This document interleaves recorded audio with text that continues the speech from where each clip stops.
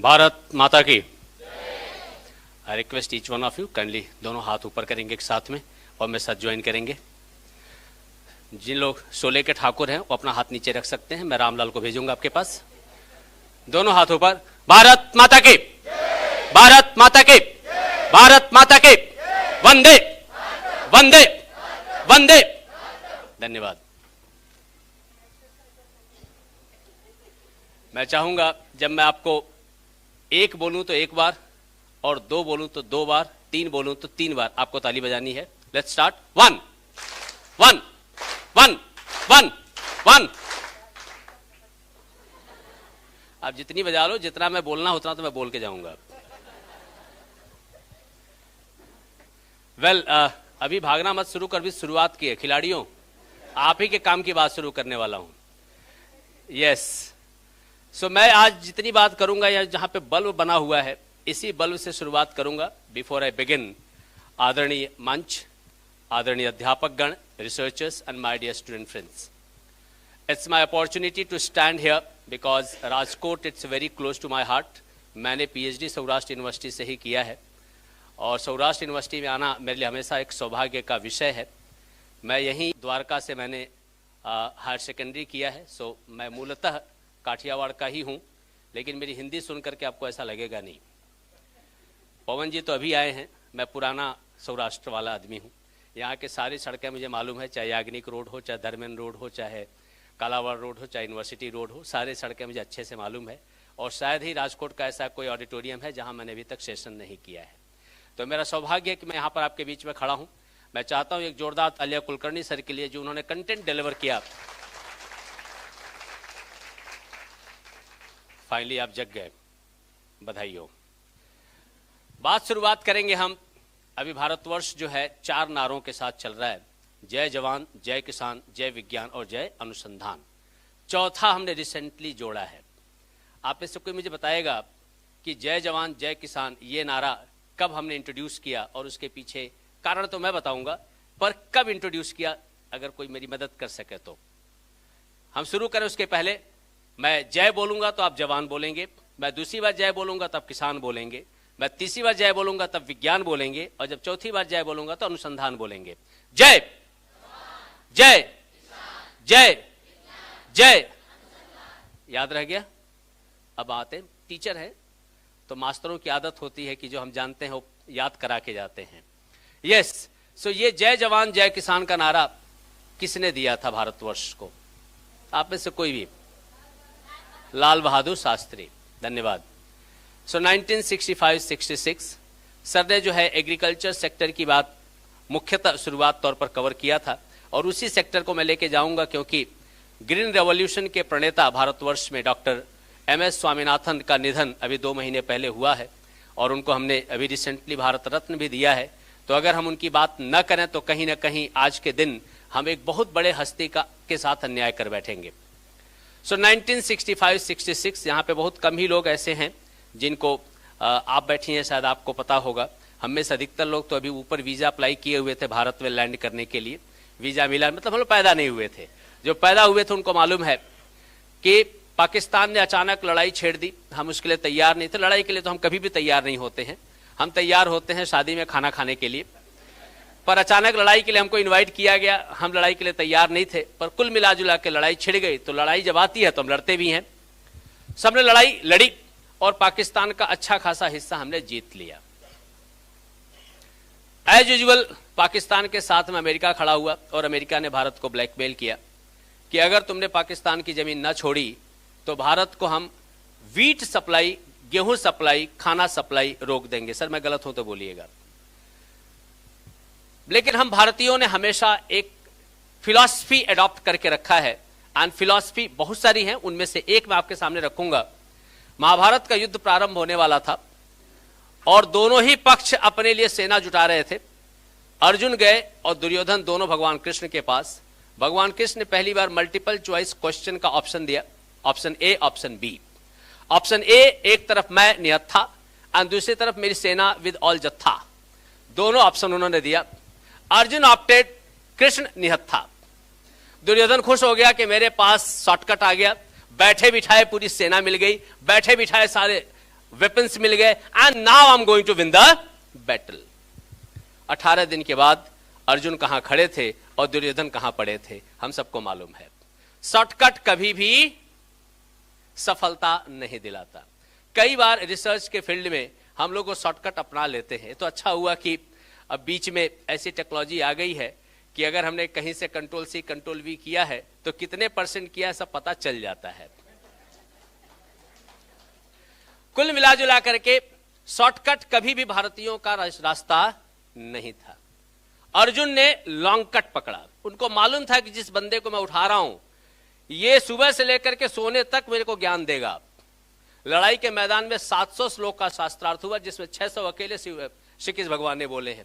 आप सोचो कि दोनों तरफ सेनाएं खड़ी है, बीच में बंदा भारी भारी शब्दों वाला श्लोक, व्यवसात्मिका बुद्धि रेखे कुटनंदना बहुशाखा अनंताश्च बुद्धियो व्यवसाय नाम। हे अर्जुन, अगर तुम्हें सफल होना है तो एक लक्ष्य रख और असफल होना है तो मल्टीपल। ऐसे ऐसे भारी भारी शब्दों वाला श्लोक अर्जुन ने बोला, लड़के मर जाऊंगा और ज्यादा श्लोक नहीं सुनूंगा। कुल मिलाजुला करके आप पाएंगे हमने 1965-66 में अर्जुन वाला रास्ता अपनाया, और रास्ता था कि हम किसी अमेरिका किसी ऑस्ट्रेलिया के सामने भीख न मांगेंगे, हम अपने आप को तैयार करेंगे और अपना अनाज प्रोडक्शन हम इस लेवल पर लेकर के जाएंगे कि दुनिया हमारे सामने नतमस्तक होगी। 2022-21 मैं रिवर्स में गया, 21-22 रूस यूक्रेन वॉर, दुनिया में वीट क्राइसिस हुई, खाने की क्राइसिस हुई, और यही दुनिया जो 1965-96 में हमको ब्लैकमेल कर रही थी कि तुमको हम खाना सप्लाई नहीं करेंगे तो तुम्हारी 60 करोड़ की आबादी में से आधे भूखे रह जाएंगे, यही दुनिया हमको रिक्वेस्ट कर रही थी कि तुम दुनिया को वीट सप्लाई करो वरना दुनिया में बहुत सारे लोग भूखे रह जाएंगे। It was only possible because आप जैसे साइंटिस्ट, आप जैसे रिसर्चर्स ने मिल करके डॉक्टर MS स्वामीनाथन के लीडरशिप में भारतवर्ष को हरित क्रांति ग्रीन रेवोल्यूशन में हम लेकर के गए, और आज हम दुनिया में मिल्क प्रोडक्शन में नंबर 1 हैं, फूड ग्रेन प्रोडक्शन में नंबर 2 हैं, वेजिटेबल एंड फ्रूट्स प्रोडक्शन में नंबर 2 हैं। हर तरह से हम नंबर 1 नंबर 2 पर खड़े हैं। यह हमारे सौभाग्य का विषय है कि इस देश के वैज्ञानिकों ने, रिसर्चर्स ने, इस देश के किसानों ने रातों दिन अथक परिश्रम करके हमको इस स्थल तक पहुंचाया है। मैं चाहता हूं जोरदार तालियां हमारे वैज्ञानिकों के लिए, हमारे किसानों के लिए, क्योंकि धरा वही थी, आसमान वही था, बादल वही था, तापमान वही था, सब कुछ वही था। अगर कुछ बदला तो प्रोडक्शन का परसेंटेज। यह संभव कैसे हुआ? यह संभव कैसे हुआ? यह स्टडी करना ही रिसर्च है, क्योंकि रातों रात कोई चमत्कार नहीं था। ओजोन लेयर में रोज छेद होते रहे, लेकिन हमारे किसानों के प्रोडक्शन के ऊपर इंपैक्ट नहीं पड़ा। रिसर्च का मतलब बहुत साफ सुथरा है। समाज की आवश्यकता क्या है, राष्ट्र की आवश्यकता क्या है, मानव सभ्यता की आवश्यकता क्या है, उस आवश्यकता को पूर्ण करना एक रिसर्चर का काम है, एक साइंटिस्ट का काम है, जो भी शोध कर रहे हैं उनका काम है। सर मैं गलत हूं तो बोलिएगा। कंसर्न बड़ा क्लियर है। हमने एग्रीकल्चर सेक्टर में यहां तक अपने आप को पहुंचाया, पर हमारे पास खिलाड़ी बैठे हैं और मुझे बहुत अच्छा लगा कि आज खिलाड़ियों का सम्मान हुआ। मैं चाहूंगा तालियां हमारे खिलाड़ियों के लिए होनी चाहिए। मैं बीच में ताली बजाता रहूं ताकि आप सो ना जाओ। मेरा नाम पवन है, एक और पवन बैठे तो यहाँ पे पवन स्क्वायर है। यहाँ पर बगासा बहुत सारे लोग खा रहे थे, यॉर्निंग कर रहे थे। बगासा 3 रीजन से खाया जाता है। एक, आदमी रात भर सोया ना हो, नवरात्रि चल नहीं रही है तो, और गर्मी भी अभी इतनी आई नहीं है तो जगने का कोई कारण नहीं है। दूसरा, आदमी थक चुका हो, ऐसा कोई हार्डवर्क हम करते नहीं है। और तीसरा, ऑक्सीजन की कमी हो, जो हो नहीं सकती क्योंकि 2-2 पवन यहां पर हैं, तो कोई यॉर्निंग का यहां पे स्पेस नहीं है। इंटरेस्टिंग पार्ट यह है कि जब एग्रीकल्चर सेक्टर हमको इस मुकाम पर ले जाके खड़ा किया है, उस समय आज भारतवर्ष दुनिया में टॉप 70 देशों में हेल्थ इंडेक्स में 45th रैंक पर है। यह हमारे लिए चिंता का विषय है। चिंता का विषय यह नहीं है कि हम कहां पर मार खा रहे हैं। चिंता का विषय यह है कि जब किसान आपको सब कुछ प्रोड्यूस करके दे रहा है, आपको वेजिटेबल दे रहा है, आपको फ्रूट्स दे रहा है, आपको ढंग के अनाज दे रहा है, आपको मिल्क प्रोड्यूस करके दे रहा है, मिल्क के सारे इंग्रेडिएंट्स आपको मिल रहे हैं, सब कुछ मिल रहा है, तो हेल्थ में 45th नंबर पर जाकर क्यों खड़े हैं? यह रिसर्च का विषय होना चाहिए कि नहीं होना चाहिए? कितने लोग मानते हैं इस बात को? आज इसका सबसे बड़ा कारण है ये हमारे बॉलीवुड वालों ने जो दिल वाला मामला लटकाया हुआ है। अभी गया है थोड़े दिन पहले 14 फरवरी, जहां पे जाओ वहां पे वो लाल कलर का बना करके पीपल का पत्ता बैठ जाता है, आई लव मारो फड़िया, मारो गामड़ू, भगवान जाने क्या क्या। एक बात बताओ, दुनिया में कोई भी एक ऐसा साइंटिस्ट बताए कि हार्ट ब्लड पंप करने के अलावा बाकी कोई धंधा करता है? और अगर उसने प्रोफाइल चेंज किया तो राम नाम, उसका एक ही प्रोफाइल है हार्ट का। सर मैं गलत हूं तो बोलिएगा, हार्ट का एक ही प्रोफाइल है, क्या है? ब्लड पंप करना। हमने जबरदस्ती उसको दूसरी प्रोफाइल चिपकाई हुई है, टूट गया मेरा हृदय। तो मैं बोलता हूं जिंदा कैसे है तू? टूटे हृदय के साथ तू जिंदा कैसे हो सकता है? क्योंकि पंपिंग बंद हो चुकी है। हार्ट ब्लड पंप तब करता है जब यहां पे फोटोग्राफ में आप दूसरा फोटो नीचे से ग्रीन पाएंगे, and that is football. Swami Vivekananda से किसी ने पूछा कि बच्चों को स्मार्ट बनाना तो क्या करने का? उन्होंने बोला कि I recommend to play football rather reading any religious scripture. Very clear. जब यहां खिलाड़ियों का सम्मान रिसर्च प्रोग्राम में हो रहा है, इसका बहुत ही बड़ा सिग्निफिकेंस है। सिग्निफिकेंस यह है कि जब तक टांगा ना चलेंगी तब तक ब्लड पंप ना होगा, और जब तक ब्लड पंप ना होगा खोपड़िया में खून ना पहुंचेगा, और जब तक खोपड़िया में खून ना पहुंचेगा सोचोगे कैसे काका? सोचने के लिए सही ब्रेन में। मैं काम की बात साथ साथ में कर रहा हूं, आप लोग समझना, मैं हंसाने आया हूं। 25% ब्लड कहां जाता है? यहां पर। और पंप कहां होता है? यहां पर। सबसे ज्यादा वेन्स एंड मसल पाई जाती हैं टांगों में। टांगों का मूवमेंट होगा तो ब्लड पंप होगा, ब्लड पंप होगा तो ब्लड यहां पे जाएगा, यहां जाएगा तो हम सोचेंगे, हम सोचेंगे तब रिसर्च होगा। हमने चलना,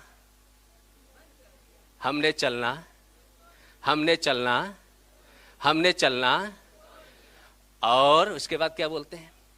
मन नहीं लग रहा है पढ़ने में, याद नहीं रहता है। सोचते हैं तो मन कहीं चला जाता है, तन कहीं रहता है। भाई ये सब होगा क्योंकि खून में नहीं पहुंच रहा है। कहां नहीं पहुंच रहा है? Blood supply is the primary aspect and blood supply. हमारे पूर्वज कितने स्मार्ट थे, जिनको हम लोगों ने बेवकूफी में अंधश्रद्धा, अंधविश्वास। यहां से चोटीला साल में राजकोट वाले कम से कम 6 बार चल के जाते थे, मैं गलत हूं कि सही? और वहां जाने के बाद फिर चोटीला चढ़ते थे। कुछ उनसे 2 कदम आगे थे, यहां से जूनागढ़ जाते थे, पूरा गिरनार की परिक्रमा करते थे। कुछ 2 कदम और आगे जाते थे, इतने से काम ना होगा, हम सोमनाथ तक चल के जाऊंगा। और कुछ उससे आगे थे जो यहां से द्वारका, बेट द्वारका तक चल के जाते थे। सही है गलत? ये पगपाड़ा करते क्यों थे? हमको लगता है पगपाड़ा थे, पगपाड़ा नहीं था। ये आपके टांगों को फिट रखने का सबसे बड़ा फॉर्मूला था। और समय के साथ हमने इतना बड़ा रिसर्च मॉडल जो हमारे पूर्वजों ने एक्सपीरियंशियल लर्निंग से सीख करके हमको दिया था, नॉट एक्सपेरिमेंटल लर्निंग। कौन सा? एक्सपीरियंशियल लर्निंग से सीख करके दिया था, इसको हमने धीरे धीरे जाते हैं, चोटीला जाते हैं रथ लेकर के। आजे तो छे ने 15 मिनट में पहुंचे ने, 15 मिनट में पाछो अभी गयो एम। सरकार 2 कदम और आगे है। पहाड़ पे देवता देवियों को इसलिए हमने स्थापित किया था कि इस बहाने लोग चढ़ें ताकि ब्लड सर्कुलेशन बराबर हो। सरकार ने वहां रोपवे लगवा दिया ना, हम तो ना होने देंगे काम।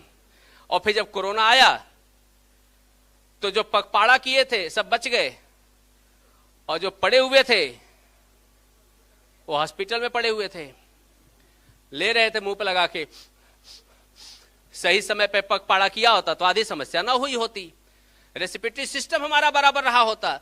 यहां फोटोग्राफ पे जो पहला ही फोटो रखा है, मुझे बहुत अच्छा लगा कि स्पोर्ट्स ये हमारे जीवन का सबसे अहम हिस्सा है। हमारा दुर्भाग्य सबसे बड़ा है कि हमने समय के साथ चलना, स्पोर्ट्स खेलना।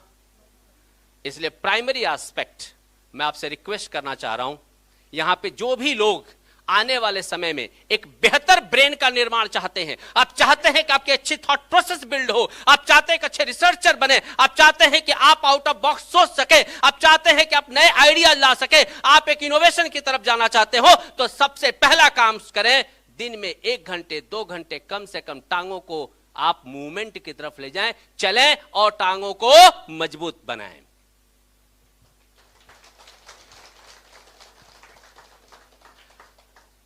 अब मैं इसको एक दूसरा एंगल देखता हूं, वो है ज्योतिष। मंगल अगर मजबूत है, ब्रह्मा मुरारिस्त पुरांतकारी भानु शशि भूमि सुतो बुधश्च गुरुश्च शुक्र शनि राहु केतवा, भूमि सुतो दैट इज मंगल। अगर मंगल मजबूत है तो ऐसे आदमी का खून गर्म होता है, खून गर्म होता है।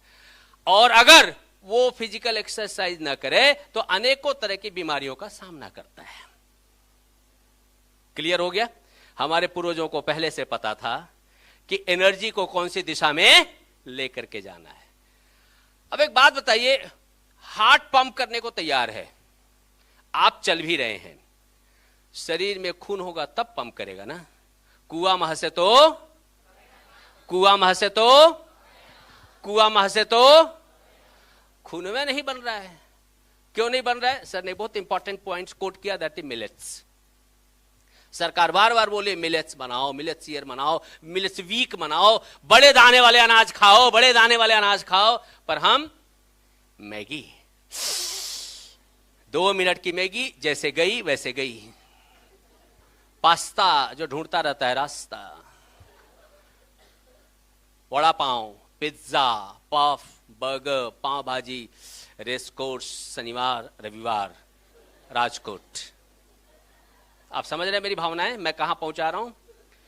आप ऐसा खा रहे हो जिसमें से खून कितने इंच मिलीग्राम बन रहा है, हमारे पास इसका कोई कैलकुलेशन। जब खून बन ही नहीं रहा है साहेब, तो पंप करके करेगा क्या? खाली इंजन चालू करते रहो, उसमें पेट्रोल ही नहीं है।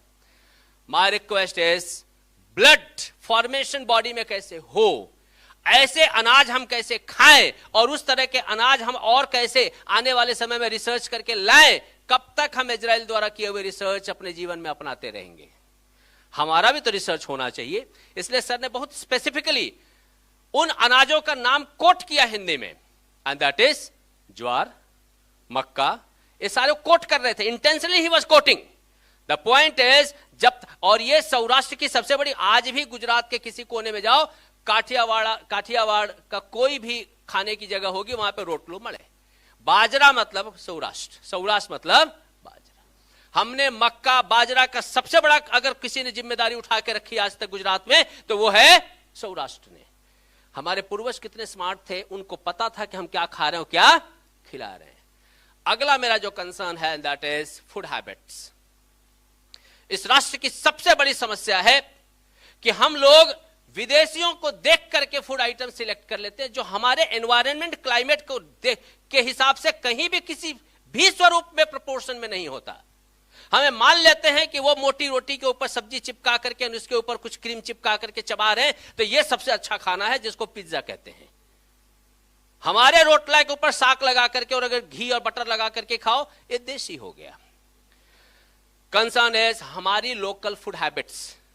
मैं बीच में छपरा गया था पवन जी, छपरा में लिखा था, सॉरी पटना गया था, पटना में लिखा था छपरा का पॉपुलर मोमोज। मैंने कहा छपरा में मोमोज कैसे आ गए बाबा? लिट्टी चोखा समझ में आया मुझे, तुम्हारा लिट्टी चोखा पॉपुलर है, या मोमोज कैसे आ गया? ऐसे चित्र विचित्र खाना हम लोगों ने इंट्रोड्यूस करके रखा है। मैं मानता हूं कि जब हम इंटरडिसिप्लिनरी की बात करते हैं तो इसमें मल्टीपल एस्पेक्ट्स आते हैं, हेल्थ, स्पोर्ट्स, हमारी social thought process, youth, and हमारी जो एग्रीकल्चर से उगने वाली चीजें हैं, इस सारों को इकट्ठा करके कहीं ना कहीं स्टडी की आवश्यकता है। क्योंकि मैं कारण बताने जा रहा हूं, जहां पे स्पोर्ट्स के बच्चों को जो हम लोग फेलिसिटेट कर रहे थे, तो मुझे बहुत अच्छी चीज लगी। Cricket was not dominating. Example देता हूं, अभी वर्ल्ड कप हुआ था, फाइनल हमने अहमदाबाद खेला, बहुत अच्छा खेला था, याद है आपको? मैं तो देखता नहीं, इसलिए मैं ना दुखी हुआ ना खुश हुआ, पर जो लोग देखे घर पे टीवी में सुबह से बैठे हुए थे ऐसे आंखें फाड़ करके, भगवान उनको अच्छी शांति दे जीवन में। उसके लगभग कुछ ही दिन पहले एशियन गेम्स हुआ था। भारत के खिलाड़ियों ने 107 मेडल जीते थे, 28 गोल्ड जीते थे। हमारा दुर्भाग्य यह है, उन 28 गोल्ड मेडलिस्ट में से एक का भी नाम यहां बैठे किसी आदमी को पता ना होगा। यह हमारी दुर्दशा है, दशा नहीं है, यह हमारी दुर्दशा है। We are educated people, we are affiliated to higher education, चाहे हम पढ़ते हैं या पढ़ाते हैं या हम किसी भी तरह से कनेक्टेड हैं। देश अगर स्पोर्ट्स के मामले में दुनिया के टॉप 10 में नहीं है तो आप डेवलप्ड राष्ट्र नहीं बन सकते। दुनिया का हर डेवलप्ड राष्ट्र टॉप 10, टॉप 15 में ओलंपिक, एशियन, कॉमनवेल्थ गेम्स में होता है और होता है। आपको अगर राष्ट्र को आगे ले जाना है, डेवलप्ड राष्ट्र बनाना है, तो स्पोर्ट्स के फील्ड में हमको टॉप 10 में आना पड़ेगा। और स्पोर्ट्स मतलब क्रिकेट नहीं होता। Cricket one of the sports है, it is not overall. My concern is इसको कैसे आगे लेकर के जाएं। इसके ऊपर भी रिसर्च होना चाहिए, क्योंकि अगर राष्ट्र खेलेगा नहीं, हमारा यूथ खेलेगा नहीं, हमारे देश का मिडिल एज का आदमी खेलेगा नहीं, तो हम हेल्थ इंडेक्स में 45वें नहीं, बहुत जल्दी 145वें पे भी पहुंच सकते हैं। मेरा रिक्वेस्ट यह है कि एक हॉलिस्टिक अप्रोच से हम स्पोर्ट्स को उसमें लेकर के आए। मैं कैसे राष्ट्र में रहता हूं, मैं उत्तर प्रदेश से आता हूं। मैं समय जल्दी बात टाइम से खत्म करूंगा। मैं professional person, so I know when to begin and when to close. जी 12:45। तो आप इनको डरा रही हैं, मुझे बता रही हैं? अच्छा, कईयों के तो चेहरे पर हवाई उड़ गई। ओके, तो मैं कहां पहुंचा था? मैं पहुंचा था कि मैं उत्तर प्रदेश से आता हूं। एंड पवन जी मेरी बात से एग्री करेंगे। यहां पे कोई है जो नॉर्थ इंडिया से बिलोंग करता है? नॉर्थ में कहीं पंजाब, हरियाणा, मध्य प्रदेश, राजस्थान, छत्तीसगढ़, उत्तर प्रदेश, बिहार, झारखंड? नान। ओके, हम दो ही हैं बाद में। अच्छा, कोटा। ओके, 5 दिन की शादियां हुआ करती थी। शादी एक ही आदमी की होती थी, मतलब 2 ही लोगों की होती थी, पर 5 दिन में होती थी। और रिश्तेदार 1-1 महीने पहले से आकर के जमे होते थे। शादी 2 ही लोगों की होती थी, और उस शादी में दोनों पक्ष में से 2-2, 4-4 लोगों के अलावा बाकी किसी का कोई रोल ना होता था। 2-4 फूफा जी लोगों का काम होता था, जो कोने में बैठे रहते थे, मुझे किसी ने पूछा ही नहीं। इनके अलावा पूरी की पूरी बारात 100% 5 दिन, मतलब 4 रात और 5 दिन नौरी। एक ही काम, खाने का, मजे करने का, हंसी मजाक एंड खुश। खाने का, एक दूसरे के साथ बातें करने की, हंसी मजाक करने का और खुश। उस राष्ट्र में हम इस दशा में पहुंच गए हैं कुलकर्णी सर, कि हम हेल्थ इंडेक्स में दुनिया के 160-70 देशों में हम 125वें नंबर पर हैं। हम भारतीयों ने हंसना ही बंद कर दिया है। हर बात को, सुबह आदू वाली चाय पीने के बाद चाय अंदर जाती, आदू थोपड़े पे, ऐसा आदू जैसा मुंह बना करके दिन भर। और जो मावा वाले हैं वो सीरियस रहते, समझ में आता है, क्योंकि उनको डर है कि केसर गिर न जाए 25 पैसे वाला। पर जो नहीं खाते हैं, जो नॉर्मल मनुष्य हैं, मैं उनकी बात कर रहा हूं। मावा वालों के लिए तो मेरा सम्मान है, बड़ा प्रणाम है। मेरा एक दोस्त है यही ध्रोल के पास से, तो एक दिन हम बैठे थे, मैंने कहा यार ये तुम लोग ऐसे क्या घिसते रहते हो? बोलता है तुमको ना पता चलेगा। मैंने कहा बता ना क्या है? बोला पामिस्ट्री है। मैंने कहा यहां घिसना पामिस्ट्री क्या होता है? बोलता सेंटर में राहु की जगह होती है, हम जब ऐसे घिसते हैं तो राहु घिस जाता है। मैंने कहा वाह, इतनी बड़ा भयंकर पामिस्ट्री मैंने आज तक नहीं सीखी थी। द पॉइंट इज, उसने अपने फेवर में रिसर्च किया हुआ है। कंसर्न बहुत साफ सुथरा है कि हैप्पीनेस इंडेक्स में अगर हम 125th 126 नंबर पे हैं तो हमारे लिए ये अलार्मिंग टाइम है, क्योंकि जितना हम हंसना कम करेंगे उतना ही साइकोलॉजी में स्टूडेंट्स बढ़ेंगे। आप समझ रहे भावनाओं को? इस समय साइकोलॉजिस्ट, मतलब पूरे ह्यूमैनिटीज बिल्डिंग में अंग्रेजी की सीट भरे ना भरे, इकोनॉमिक्स की सीट भरे ना भरे, साइकोलॉजी पहले भर जाती है, क्योंकि सबको मालूम है कि आने वाले समय में हर साइकोलॉजिस्ट को भी साइकोलॉजिस्ट चाहिए होगा।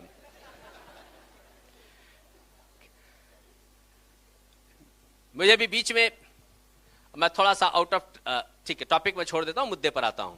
So the concern is, psychologist की आवश्यकता पड़ क्यों रही है? और उसके पीछे का सबसे बड़ा कारण है कि हम में से अधिकतर लोगों ने किताबें पढ़नी, किताबें पढ़नी, किताबें पढ़नी, किताबें पढ़नी। हमको मालूम ही नहीं है कि हमारे घर के आसपास में नियरेस्ट बुक स्टॉल कौन सा है। पूछ दूं तो कई लोग मुझे यूं देखेंगे कि एक खून माफ होता तो इसी का खून मैं करता।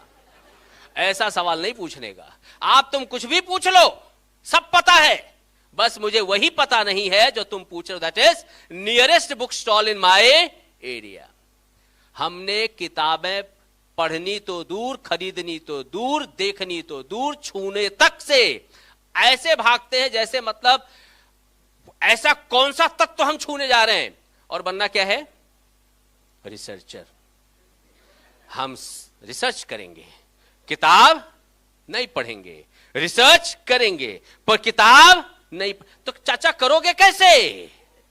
कब तक ऑनलाइन गूगल देवता की मदद से करोगे? जरूरी नहीं कि गूगल पे जो ब्लॉग पढ़ रहे हो वो कितने % सही है, आपको भी और मुझे भी मालूम नहीं है। जो डेटा आप इस समय पढ़ो पता चलता थोड़े समय बाद दूसरे आर्टिकल वो चैलेंजेबल हो गया।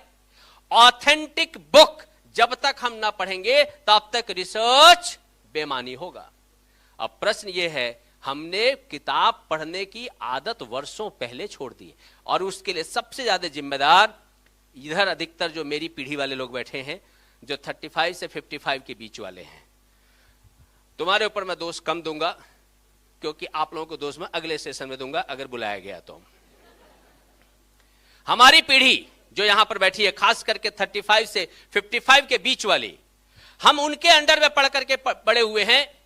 हमारे वो टीचर्स जो हमको स्कूल, कॉलेजेस और यूनिवर्सिटीज में पढ़ाते थे, जिनके गाइडेंस में हम पढ़ के बड़े हुए हैं, एक कंधे में 2-4 किताबें, अगर उनके पास केबिन थी तो उनकी केबिन में 50, 100, 150 किताबें, अगर साइकिल लेके आते तो पीछे स्टैंड में किताबें। हमारे टीचर्स किताबें लेके आते थे, किताबें लेके जाते थे, उनके घर पे ड्राइंग हॉल में किताबें होती थी, उनके हर जगह किताबें होती थी। सही या गलत? अब कितने लोग एग्री करते हैं? हाथ उठाइएगा। हम उनके विद्यार्थी हैं और जब हमारा टर्न आया कि हमारे विद्यार्थी जब मुझे देखें कॉलेज आते हुए तो हम यूं बढ़िया branded shirt, branded pant, branded जूता, मिथुन चक्रवर्ती की तरह हाथ मोबाइल लिए ऐसे मलकते हुए कॉलेज आते हैं जो समझ में नहीं आता मॉडलिंग में आए पढ़ाने आए हैं। हाथ में दूर दूर तक किताब नहीं। मैं जानबूझ करके हंसाते हुए बात को कहने की कोशिश कर रहा हूं, मैटर सीरियस है, मैटर सीरियस है। आप ये सोचिए कि हम जिनको देख करके बले हुए, जिनको देख करके हमने पढ़ाई किया, जिनको देख करके हम आज इस जगह तक पहुंचे हैं, उनकी कितनी परंपराओं को यहां तक हम लेकर के आए और कल हमारे पढ़ाए हुए टीचर बनेंगे। आप ये सोचिए, उनके पढ़ाए हुए जब टीचर बनेंगे तब क्या दशा होगी। किताब का फोटो दिखाया जाएगा। कभी ऐसी मोटी किताबें हुआ करती थी, हमारे पूर्वज 3-3 किताब लेके आया करते थे, तो बच्चे ऐसे देखेंगे, हैं ना होए आटलू બધું વજન ઉપાડીને કોલેજ આવતા હતા। એ લોકો બહુ દયનીય, બહુ સંઘર્ષ હતું, એ લોકોના જીવનમાં બહુ સંઘર્ષ હતું। 3-3 बुक લઈને કોઈ ચાલતું હોય। और हमने एक हद कर दिया है, स्कूल में एक नया भार वजन एजुकेशन, भगवान जी ने कुछ नया कॉन्सेप्ट लेकर के आए हैं। भार वजन भड़तर, हाँ मैं भूल ही गया, भार, हाँ जो भी है, समझ गया ना भावनाओं को। मतलब शुरुआत से ही किताब उठा के नहीं चलने का। नोटबुक, मैं एक आध दो स्कूल में, मैं तो बहुत सारे इंस्टीट्यूट्स में इनवाइट करते हैं सर, मैं बहुत सारे स्कूल में जाता हूँ, स्कूल वाले बताते हैं सर हमारे ત્યાં છોકરાઓ બધા નોટબુક અને ચોપડી અહીંયા મૂકીને જાય છે, પછી સવારે આવે તમને ઇસ્યુ કરવામાં આવે છે, ઘરે લઈને જવાનું નથી। मैंने कहा ये अच्छी चीज है कि बुरी चीज है? बोले सर ये हमारा यूएसपी है, यूनिक सेलिंग प्रपोजिशन। मैंने कहा बहुत सरस है, बहुत बढ़िया है।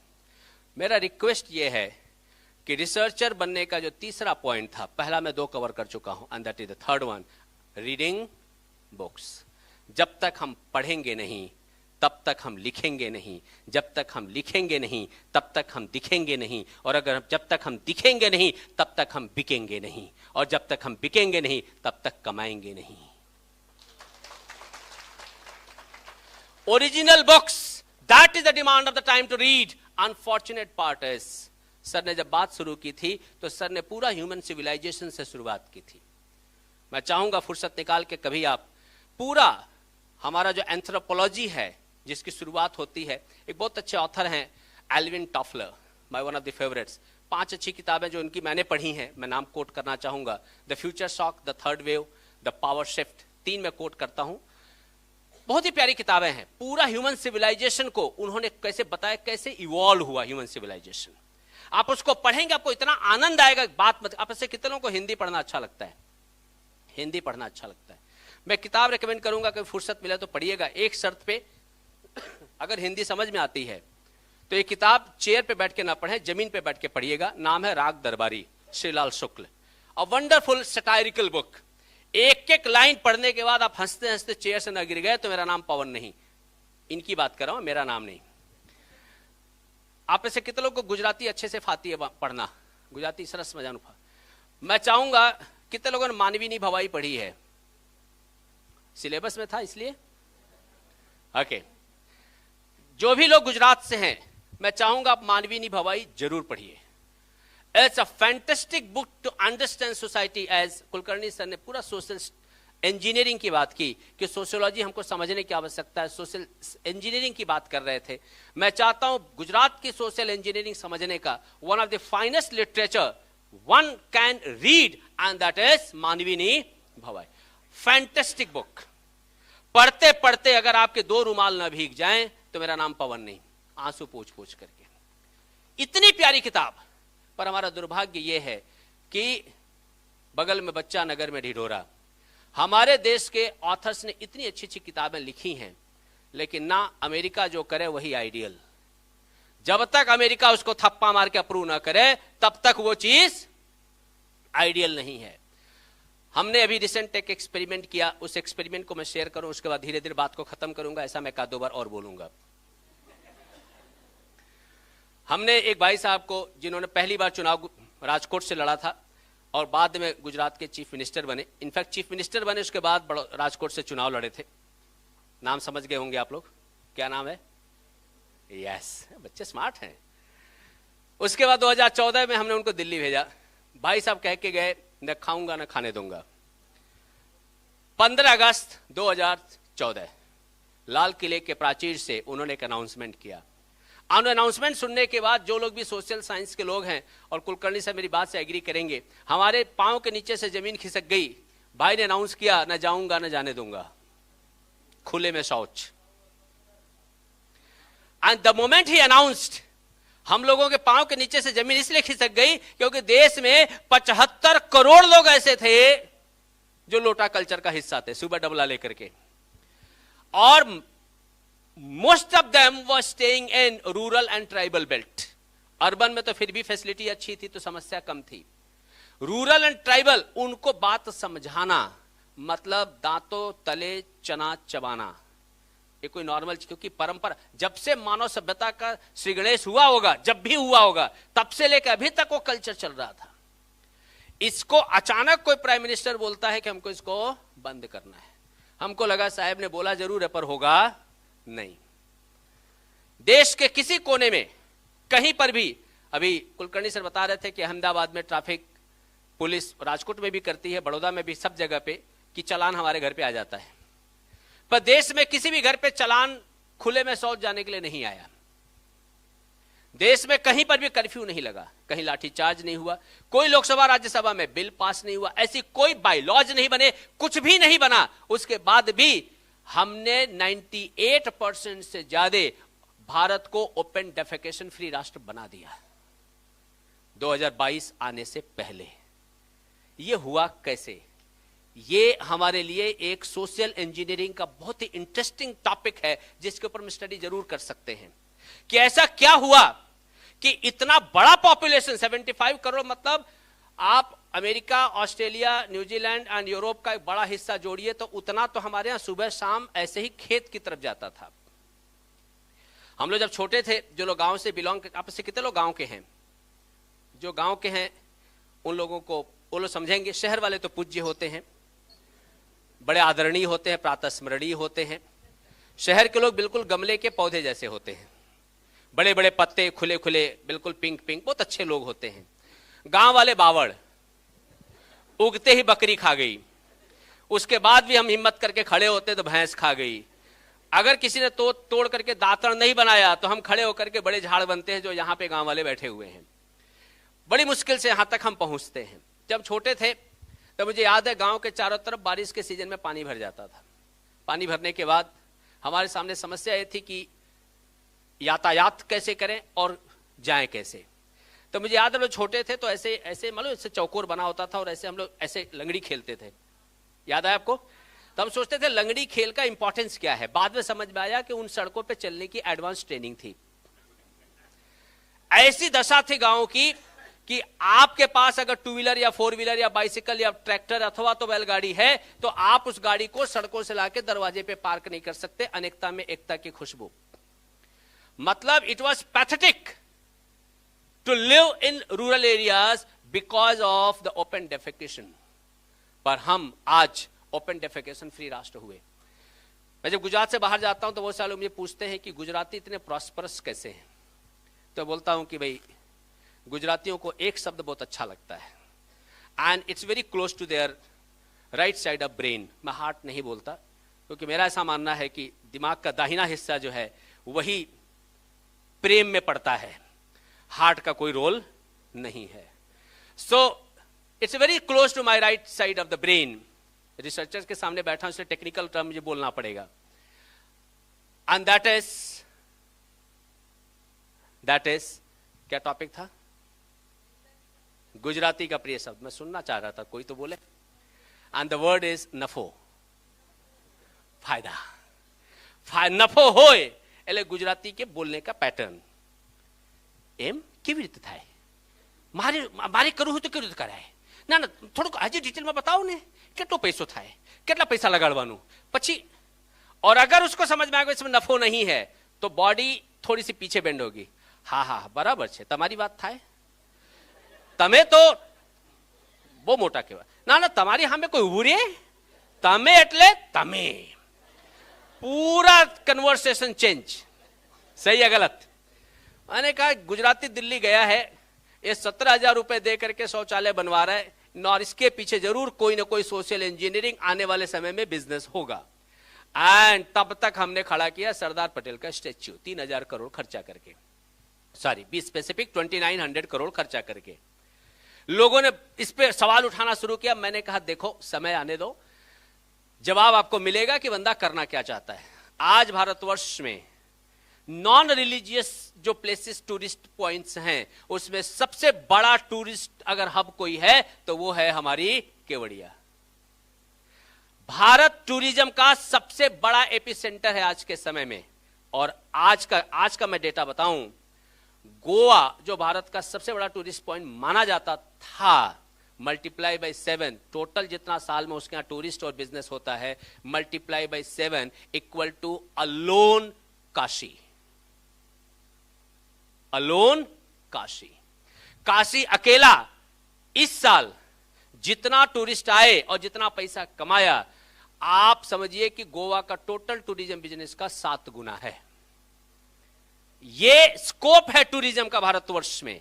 ये रिसर्च का विषय है कि जब कल दुनिया के कोने कोने से जब टूरिस्ट आपके देश में आएंगे तो उनको क्या फैसिलिटी चाहिए, उनको किस तरह के फूड्स चाहिए, उनको किस तरह के सर्विसेज चाहिए, वो क्या चाहते हैं, हम क्या दें ताकि आने वाले समय में देश की इनकम में बड़े लेवल पर हम बाउंस कर पाए। ये रिसर्च का विषय है। सोशल इंजीनियरिंग के साथ साथ में टूरिज्म, और टूरिज्म के साथ में हॉस्पिटैलिटी, हॉस्पिटैलिटी के साथ साथ में एजुकेशन, एजुकेशन के साथ साथ में हॉस्पिटल। अनेकों फील्ड ऐसे हैं जिसको हम आने वाले समय में एक बेहतर ढंग से आगे ले जा सकते हैं। And we can make our nation rich. एक काशी अयोध्या जी जब बना तो कईयों को लगा कि भगवान श्री राम का मंदिर बना। आप रिसेंट डेटा पढ़िए, सरकार आने वाले 2 साल के अंदर सिर्फ अयोध्या जी से 1 लाख करोड़ कमाने का टारगेट रख के बैठी हुई है। गुजरातियों पैसा नहीं बात करूं छू, कितना? 1 लाख में 5 मिंडा, अन करोड़ में 7 मिंडा, 1 के पीछे 5 + 7 मिंडा। इतना तो एक जगह से कमाना है। कंसर्न बड़ा साफ सुथरा है। ये सारे आने वाले समय में हमारे लिए स्कोप के विषय हैं। हमारे मोदी साहब को कुर्सी बहुत पसंद है, तो एक दिन कुर्सी लेकर के लक्षद्वीप गए,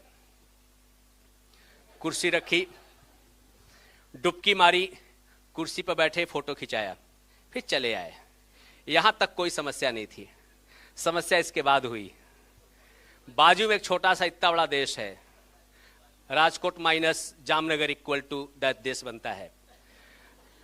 तो इतना बड़ा देश उन्होंने 3 ट्वीट 3 मंत्रियों ने किया, एक के बाद एक, और इकोनॉमी डूब गई। लोगों को लगा साहब ने डुबकी मारी इसलिए डूब गई। डुबकी तो वो हमारे द्वारका में भी मार के गए। डुबकी से डुबकी महत्वपूर्ण नहीं है, डुबकी मारते हैं तो किसकी डूबती है वो महत्वपूर्ण नहीं है, महत्वपूर्ण है डुबाना कौन चाहता है अपना। अधिकतर समय एक रिसर्चर को ध्यान में रखना रहता है कि हमारी जबान पे कंट्रोल कितना। मैं एक छोटी सी कहानी सुनाऊंगा, उसके बाद बात अब खत्म करूंगा। अब मैं खत्म की तरफ हूं धीरे धीरे। एक बार बाकी है, मैडम काउंट कर रही है तब से, 3 उंगली ऐसे लेके बैठी है, अब 2 हो गया, अभी 1 बाकी है। अभी 1 हुआ। तो रसिया में एक बहुत अच्छी किताब मैं रेकमेंड करता हूं, आप सभी लोग जरूर पढ़िएगा, 48 laws of power, a fantastic book. 48 laws of power Hindi में भी अवेलेबल है, अंग्रेजी में भी अवेलेबल है। इसको अगर पढ़ डाला, लाइव झिंगा लाला, मतलब आपका डिसीजन मेकिंग इतना प्यारा होगा कि आप को ऐसा लगेगा कि आई एम अहमदाबाद से आप लीडरशिप का 2 महीने का कोर्स करके आए हैं, just finish this book and will find a very different change in your entire thought process, life, behavioural aspect. मैं सिर्फ 2 पॉइंट्स कवर करूंगा एक कहानी के माध्यम से, 2 कहानियां सुनाऊंगा एक एक करके। पहली कहानी, रूस में जो रसिया कहा जाता है, रसिया बोलते हैं तो कई लोगों को रसियन आता है, और रसियन से कहीं और चली जाती है बात, इसीलिए मैं रूस बोलना ज्यादा प्रीफर करता हूं। पब्लिक डोमेन में एक दिन मैंने बोल दिया रसियन, तो पब्लिक हंसने लगी, तो मुझे लगा गड़बड़ हो गया। एक दिन मैं बोलते बोलते ओयो बोल गया, तो सारे लोग हंसने लगे, मुझे लगा अब ना बोलूंगा, मैं मेक माई टिप से काम चला रहा हूं।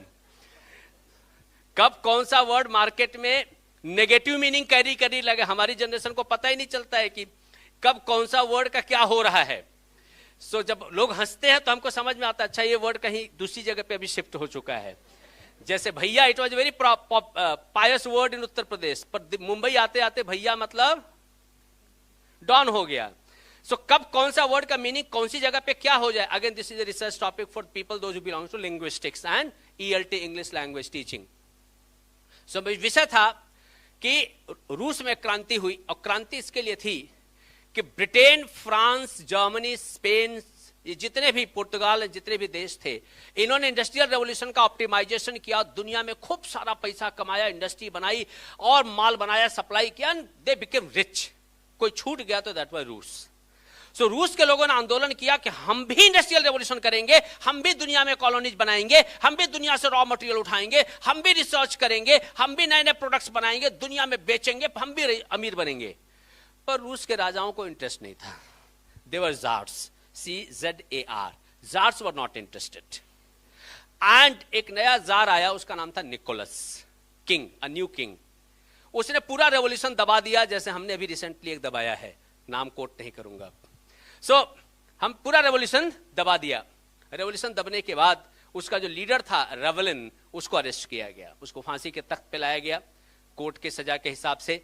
मुंह पे काला कपड़ा डाला गया, दोनों हाथ बांधे गए, गले में रस्सी डाली गई, रस्सी खींची गई, उसकी शरीर हवा में गई, दोनों पांव लहरा रहे थे, तब तक रस्सी टूट गई, वो नीचे गिर गया। उस समय यूरोप में एक ऐसा बाइलॉज था कि अगर कोई आदमी फांसी के फंदे से जिंदा बच जाए, मतलब उसको भगवान का आशीर्वाद प्राप्त है, उसको जीवन दान मिलना चाहिए। तो जीवन दान माफीनामा लेटर गया साइन होने के लिए राजा के पास। यहां पे कितने लोग ऐसे हैं जो प्रिंसिपल हैं अपने अपने कॉलेज में, अथवा हेड ऑफ डिपार्टमेंट हैं? ओके, वो लोग समझ पाएंगे भावनाओं को, बाकी लोग सिर्फ सुनिएगा। तो जैसे मान लीजिए कि आपने अपने प्रिंसिपल को एक मैसेज भेजा है कि हमारे सगा में एक जना का मरण होने के नाते मैं आज नहीं आ पा रहा हूं, और दूसरे दिन आप प्रिंसिपल को मिलते हैं रिटन लेटर के साथ, जय भारत साथे जनावानु के मारा XYZ ना सगामा आवेला व्यक्ति ना मरण होवाना लीधे मारे काले रजा लेवानी जरूर पड़ी थी, ऐसा करके आपने लेटर लिखा है। प्रिंसिपल को मालूम है कि आपने छुट्टी क्यों ली थी, फिर भी ऐसा मुंह करके टेढ़ा करके आपकी तरफ देखिए, शू था यो तो आपसे पूछते हैं। उनको यह जानने में इंटरेस्ट नहीं कि कौन मरा था, क्या हुआ था ना, वो सिर्फ इतना चेक करते हैं कि जिसके मरने पर आपने छुट्टी ली थी वो पहली बार मरा है कि 2-3 बार पहले मर चुका है। दे रीड योर फेस, क्या बोलते हैं इसको, face reading. Concern S Nicholas sign करने से पहले ऐसे मैसेंजर की तरफ देखा और बोला कि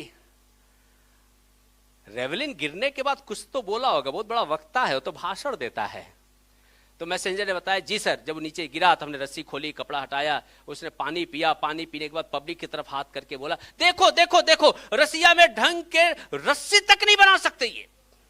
इसीलिए मैं बोलता हूं यार, रेवोल्यूशन होना चाहिए, इंडस्ट्री आनी चाहिए, अच्छे प्रोडक्ट बनने चाहिए, क्वालिटी काम होना चाहिए।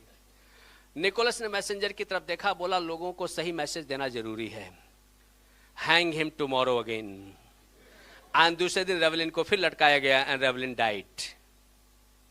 मोरल ऑफ द स्टोरी, उतना ही बोलें, तभी बोलें, तब न बोलें जब आवश्यकता न हो, जब सिचुएशंस पक्ष में हो तो न बोलें। यह बात एक कहानी मालदीव वालों ने पढ़ी नहीं थी और मुझे कभी बुलाया नहीं था। कुल मिलाजुला के इकोनॉमी डूब गई। एक दूसरी कहानी, and it's a very interesting story, I will share and then I will close the entire discussion. ये भी थोड़ा सा रिसर्च से रिलेटेड है, पर थोड़ा सा। एक सेठ था, सेठ एक दिन बैठा हुआ था, उसका बेटा आया, बोला पप्पा मुझे सब गधा गधा करके बुलाते हैं और किस दिन आप मर जाओगे उसके बाद मैं आपका बिजनेस कैसे चलाऊंगा। बाप ने बेटे की तरफ देखा, बड़े दया भाव से बोला, बेटा मैं 4 फार्मूला दे रहा हूं, ये फार्मूला अपना लेना, जैसे मैं सफल हूं वैसे तू भी सफल रहेगा। बेटे ने 4 फार्मूले लिख लिए। एक दिन सेठ का स्वर्गवास हो गया।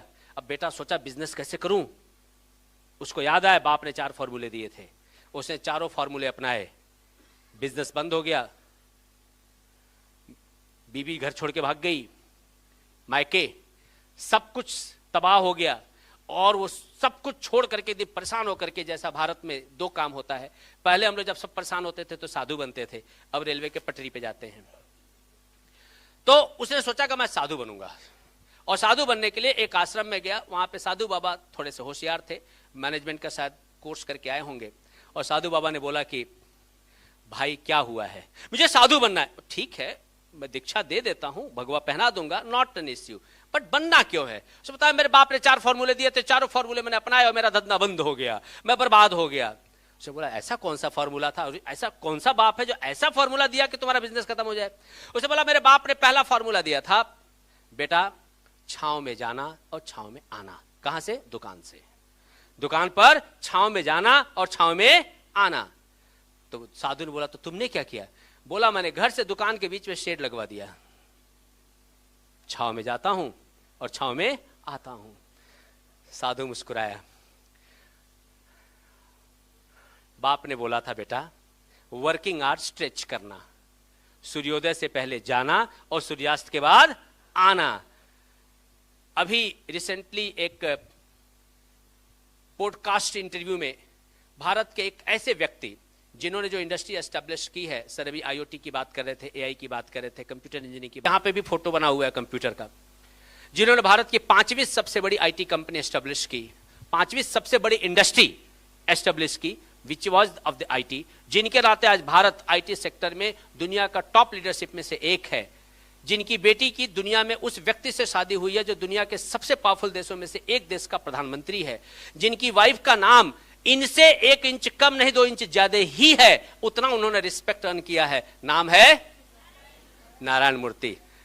फेमिनिज्म यहां से आया, विमेंस डे सेलिब्रेशन का, सुधा मूर्ति, नारायण मूर्ति। उनका एक पॉडकास्ट इंटरव्यू में उनसे किसी ने पूछा कि आप भारत के युवाओं को क्या मैसेज देना चाहते हो, और बोले कि मैं भारत के युवाओं को मैसेज देना चाहता हूं कि भारत के युवा रोज हफ्ते के 70 घंटे काम करें। 70 घंटे मतलब 6 से डिवाइड करें तो पर डे 12। अन्य देश का आधा जो अधपड़ प्रजातियां हैं जो ट्विटर पे और लिंक्डइन पे ऐसी जगहों पे पाई जाती हैं, उन्होंने नारायण मूर्ति की टांग खींचे। 70 years, do you have some idea about HR policy? Do you understand human values? Where is the life? Where is the work-life balance? और उन लोगों ने जो चिल्लाना चालू किया, मैंने कहा भाई काहे को पगलाए हुए हो। देश की आबादी बड़ी परिश्रम करके हमने 142 करोड़ की है, आसानी से तो हुआ नहीं था। हम उत्तर प्रदेश बिहार का कंट्रीब्यूशन ज्यादा है शुक्ला जी, बड़ी मेहनत की गई है। जब देश की आबादी 142 करोड़ हुई और हम नंबर 1 हुए चाइना को पीछे छोड़ करके, तो पेपर में फ्रंट पेज पे छपा नाउ वी आर नंबर 1। कई लोग गौरवान्वित भी हुए, लालू प्रसाद यादव जैसे लोग, क्योंकि कंट्रीब्यूशन ज्यादा था। वन फाइन मॉर्निंग, अगला दिन ग्लोबल टाइम्स, द मुखपत्र of China, it published 142 crore पैदा तो कर लोगे ठाकुर, कंपटीशन कहीं और करते हैं। उनको समझ में आ गया कभी इस रेस में तो हम आगे नहीं बढ़ सकते, भारत आगे निकल चुका है, और डोकलाम में हमने अपनी शक्ति दिखाई थी उनको। द पॉइंट इज, चाइना ने लिखा कि 142 करोड़ तुम हो, 142 करोड़ हम हैं, पर हमारी टोटल 142 करोड़ की आबादी का 76% वर्कफोर्स है। तुम्हारा क्या हालचाल ठाकुर? बस तब से हमने चाइना को आज तक जवाब नहीं दिया है, क्योंकि हमारे यहां तो इलेक्शन आते ही प्रतीक्षा चलती है क्या मफत मिलने वाला है, कौन लाइट फ्री देगा, कौन पानी फ्री देगा, कौन चावल फ्री देगा, कौन नौकरी दे करके, सरकारी नौकरी इसलिए नहीं करना क्योंकि सरकार में कंट्रीब्यूट करना है, सरकारी नौकरी इसलिए करना है क्योंकि कुछ नहीं करना है, इस भावना से सरकारी नौकरी में जाना है। इसका मतलब यह नहीं जो सरकारी नौकरी कर रहे हैं वो काम नहीं कर रहे हैं, लेकिन ज्वाइनिंग के पीछे की जो भावना है, ત્યાં कोई प्रेशर नहीं है, कोई चिंता न थी, एंड सो ऑन। 142 करोड़ आबादी का कितना परसेंट वर्कफोर्स है, यह रिसर्च का विषय है।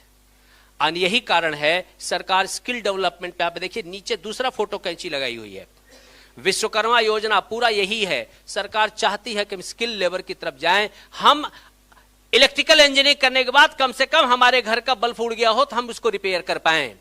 आप समझ रहे हैं भावनाओं को? कुल मिला जुला करके स्किल मैन पावर कैसे तैयार किया जाए, यह हमारा सबसे बड़ा चैलेंज है आज के समय में। और यह रिसर्च का विषय है कि आखिर हम सब कुछ पढ़ने के बाद, पीएचडी करने के बाद भी कॉमर्स से हम आईटी रिटर्न एक दूसरे बंदे से क्यों भरवाने जा रहे हैं? आखिर हम इस सब्जेक्ट को अपने एक्सपर्टीज में क्यों नहीं बिल्ड कर पा रहे हैं? मेरा कंसर्न यह है कि जब नारायण मूर्ति ने 70 घंटे वर्क आवर बोला तो यह बड़ा सोच समझ कर कुछ आदमी ने बोला था। उसके व्यक्तिगत कोई लालच नहीं है, बेटी सेटल्ड है, लाइफ सेटल्ड है, उनको 70 घंटे 7 घंटे या 9 घंटे से की फर्क पड़ रहा। बट उनको मालूम है कि 142 करोड़ में आज 12.5% लोग बूढ़े हैं, मतलब 24 करोड़ लोग। आज 2040 आते आते भारत में 142 करोड़ के 25% आबादी बूढ़ी होगी, मतलब लगभग 50 करोड़। जो आबादी इस समय 5 घंटे 7 घंटे 10 घंटे मेहनत करने से उसका खून नहीं उबलता है, उसको कतरा होता है, उसको नहीं काम करना, वो आबादी जब बूढ़ी होगी तो 1% का कंट्रीब्यूशन न कर पाएगी और वो लायबिलिटी बनेगी राष्ट्र के ऊपर, और आने वाले समय में राष्ट्र भूखमरी का शिकार हो जाएगा। हमारे सामने दायित्व बनता है कि 142 करोड़ आबादी को हम कैसे वर्कफोर्स में कन्वर्ट करें, कैसे उनको मोटिवेट करें कि रोज के 12 घंटे मेहनत करें। अगर हमने मेहनत करना प्रारंभ नहीं किया, पसीना बहाना शुरू नहीं किया, रोज के 12 घंटे काम करने के हमने एटीट्यूड डेवलप नहीं किया, तो मैं दावे के साथ कहना चाहता हूं कि जितनी फैसिलिटीज आपने क्रिएट की है, आपने सड़कें बनाई हैं, आप आज 4.5 ट्रिलियन इकोनॉमी है, आपके पास सारी शक्तियां हैं, ये खत्म होने में देर ना लगेगी, हम ही खा जाएंगे। द कंसर्न इज रिसर्च इसलिए नहीं करना है कि हमको पेपर पब्लिश करना है, रिसर्च इसलिए करना है आपका और मेरा बुढ़ापा अगर अच्छा लेके जाना है तो हमको उस सेक्टर में रिसर्च करना है ताकि हम बेहतर बुढ़ापा निपटा पाए। सर ने तो करके अपना अच्छा बुढ़ापा कर लिया है, अब दायित्व तो हमारे ऊपर है कि हमारा बुढ़ापा कैसा जाएगा। आप क्या चाहते हो कि आपके पड़ोस में लूटपाट हो रही हो, आपके घर में रोज ताले लगा करके भी सिक्योर ना फील कर रहे हो? अगर ये चाहते हो तो ठीक है, अदरवाइज रिसर्च का विषय है। साधु ने बोला दूसरा कौन सा टॉपिक फॉर्मूला था? उसने बोला दूसरा फॉर्मूला था, मेरे बाप ने बोला था मीठा करके खाना। तो साधु ने बोला तो तुमने क्या किया? बोला बस सुबह शाम खीर बनवाता था, कई बार मैं मिठाइयाँ भी मंगवाता था, घेवर मलाई वाला जोधपुर से, आन बढ़िया से खाता था मैं। फिर क्या हुआ? बस जितना लंबा उतना चौड़ा हो गया, डायबिटीज। साधु ने बोला तेरा बाप तो आयुर्वेद भी जानता था। मीठा करके खाने का मतलब कोई बताएगा? कोई भी? यस देवी। दान करके। धन्यवाद। राजकोट में यही उम्मीद थी मुझे जवाब का, यहाँ पे धार्मिक लोग ज्यादा रहते हैं। यस। बहुत बढ़िया। मैं इसको थोड़ा सा एलोबरेट करता हूं। यस देवी।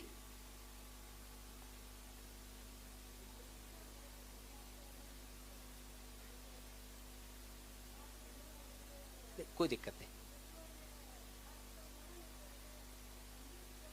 जोरदार तालियां दोनों लोगों के लिए। मेरे एक मित्र हैं, आर्मी में वर्षों तक उन्होंने नौकरी की, रिटायर हो गए। मेरे अधिकतर मित्र जो है मुझसे डबल उम्र वाले हैं, क्योंकि मैं मेरे दादाजी के पास पला बड़ा हूं, तो मेरी सारी थॉट प्रोसेस थोड़ी बूढ़ों जैसी है। मेरा अटायर भी आप देख सकते हो उसी टाइप का है। तो कई लोग तो बड़ा मुझे सीरियसली लेते हैं कि इसने 50-60 तो क्रॉस कर ही लिया होगा कम से कम। सो बड़ा सिंपल है कि आयुर्वेद, मैं कुछ कहना चाह रहा था, दिमाग से स्किप हो गया। तुम्हारे बाप ने तो आयुर्वेद भी पढ़ा था। इसे बोला कैसे? बोला कि हाँ, मैं बता रहा था आर्मी की। तो भाई साहब आर्मी से रिटायर हुए और हम लोग दिन ऐसे बैठे हुए थे। बोले पवन, जब लद्दाख में पोस्टिंग होती है, लद्दाख में और उसके आगे थोड़ा सा हिमालय की तरफ, -24 degree temperature, -15 degree temperature, -10 degree temperature, मतलब पूरी बर्फ। अब उसमें हम टेंट लगा के होते हैं। ब्राह्मण है, बिना नहाए तो खा नहीं सकते। मगा लिया, बर्फ हटाया, पानी डाला, नहाया, क्या मजा आता था। मैं ऐसे देखता हूं हमारे राजकोट में तो 10 डिग्री टेम्परेचर होने के बाद ही पानी की खपत घट जाती है।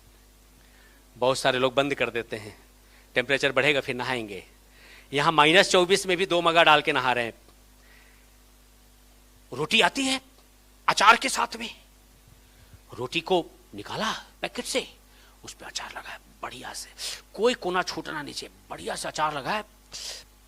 फिर उसको फोल्ड करने के बाद उस रोटी को खाओ, क्या मजा आता है। मैं इसे देख रहा होता हूं। खाया क्या? बासी रोटी, भगवान जाने कितने दिन पुरानी, उस पे अचार, भगवान जाने कितने दिन पुराना। पर the way he was expressing, अपने को लगा कि अभी मैं भी अचार रोटी तो खा के ही आएगा।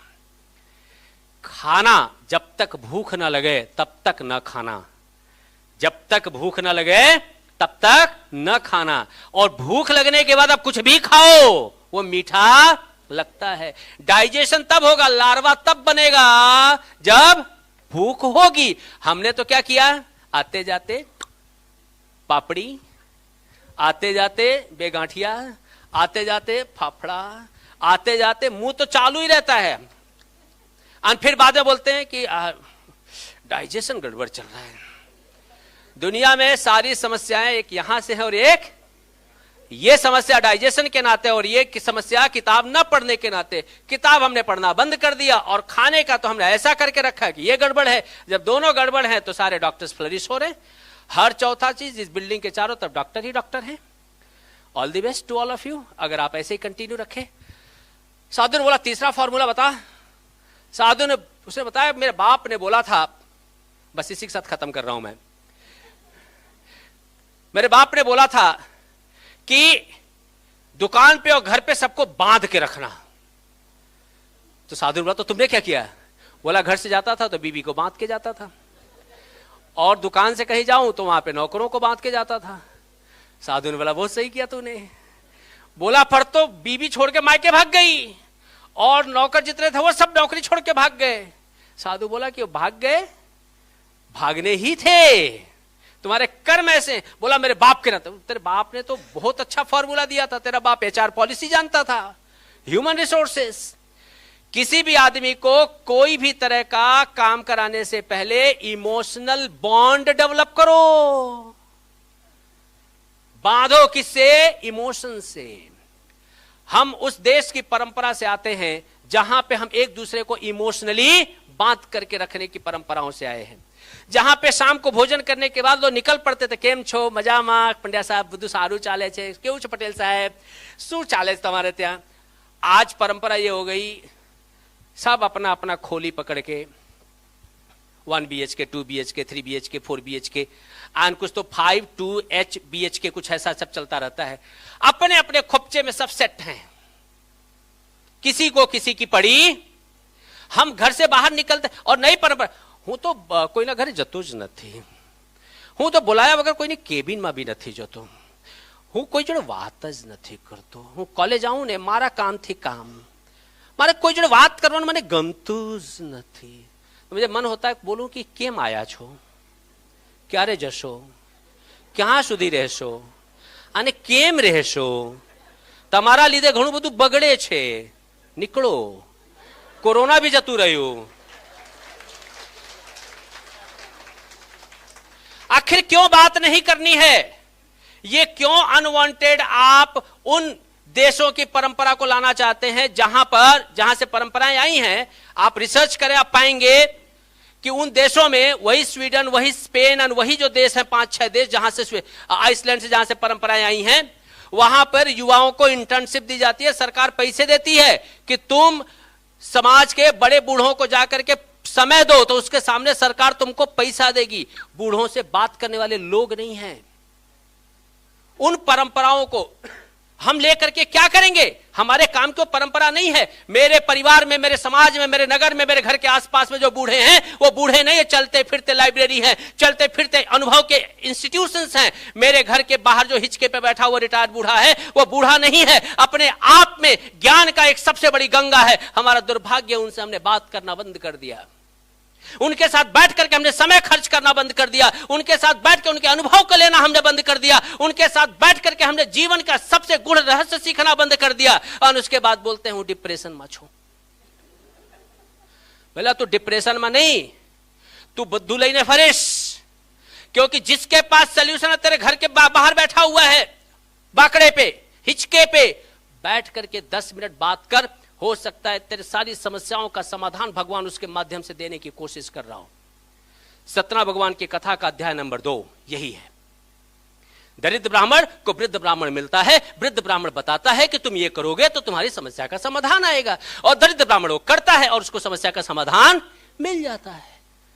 कथा ऑलरेडी बता के गई है, रिसर्च विषय है, पर हमने तो कलावती लीलावती में सतना भगवान की कथा खत्म कर दी. हमने जानने की कोशिश ना की कि कथा के माध्यम से रिसर्च मॉडल क्या है. जितना आप अनुभवी लोगों से संपर्क करेंगे उतना आप ग्रोथ करेंगे. हमारा दुर्भाग्य यह है रिसर्चर्स कि जिन अध्यापकों ने हमको पढ़ाया उनके पास जाना हमने, उनको मिलना हमने, उनको फोन करना, और फिर हम क्या चाहते हैं, हम स्कॉलर बनेंगे. समय निकालें, go back to your college. बस खत्म कर रहा हूं. Go back to your college, go back to your post graduation departments, meet your teachers. आप उनके साथ बैठो. मैं दावे के साथ छाती ठोक के कहता हूं आपके अधिकतर समस्याओं का समाधान मिलेगा.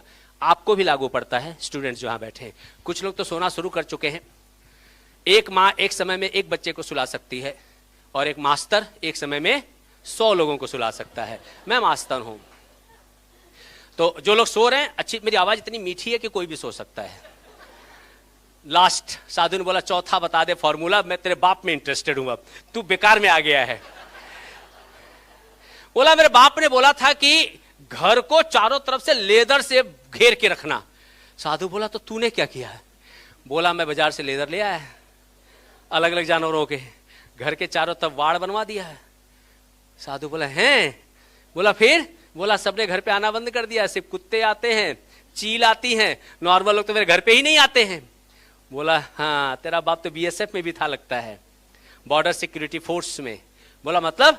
बोला जब तू 12 घंटे दुकान पे रहेगा, 12 घंटे घर पे रहेगा, तो जब तू दुकान पे होगा तो घर पे चोरी होने का डर, और जब तू घर पे होगा तो दुकान पे चोरी होने का डर. तो उसने बोला था लेदर मतलब सिक्योरिटी गार्ड रखना, सिक्योरिटी के लिए जानवर, कुत्ते जैसे जानवर पालना, ताकि तुम्हारा कमाया हुआ माल जो घर पे रखा है वो भी सेफ रहे, और जो दुकान पे रखा है वो भी सेफ रहे. हमारे पूर्वजों ने कहानी के माध्यम से हमको बहुत सारी चीजें दी हैं. हमारा दुर्भाग्य ये है हमने वो कहानियां सुनना, पढ़ना, जानना बंद कर दिया. वो भी एक रिसर्च के विषय हैं. इनके माध्यम से अनेकों प्रश्नों के सलूशन ढूंढ सकते हैं. आप लोगों ने इतनी देर तक मुझे सुना, इसके लिए आप सब लोगों का मैं आभारी हूं. धन्यवाद. Take care.